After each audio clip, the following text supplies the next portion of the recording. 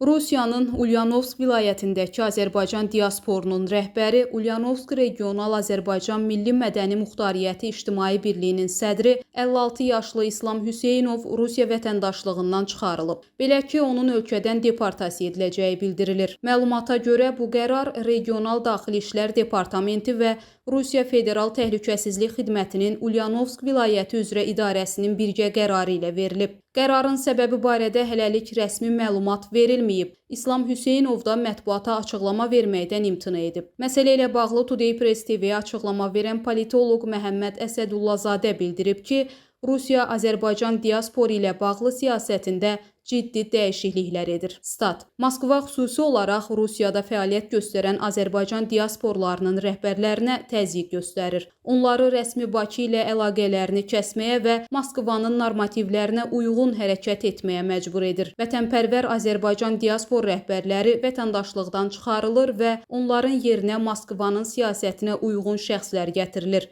Bu isə Rusiya-Azərbaycan münasibətlərində yenidən siyasi gərginlik yarada bilər. Statın sonu. Ekspert qeyd edib ki, münasibətlərin normallaşması fonunda bu ziddiyyətli addım olaraq qiymətləndirilə bilər. Stat. Prezidentlərin görüşü keçirildi və iki tərəf normal münasibətlər qurmağa çalışırdı. Azərbaycan buna sadiqdir, amma görürük ki, Rusiya siyasətində hələ də problemlər mövcuddur. Azərbaycan diasporası ilə bağlı Moskva yalnız öz maraqlarına uyğun siyasət yeritməyə çalışır. Təbii ki, Azərbaycan tərəfi bununla razı olmayacaq. Çünki Rusiyada Azərbaycana vətənpərvər diaspor rəhbərləri lazımdır. Əgər Moskvadan təyin olunmuş şəxslər rəhbərliyə gətiriləcəksə, bu Azərbaycana qarşı təxribat siyasəti olacaq. Növbəti mərhələdə Rusiya bu siyasətini davam etdirsə, diasporla rəsmi Bakı arasında münasibətlər sağlam olmayacaq. Statın sonu. Jalə Rövşən, Today Press TV.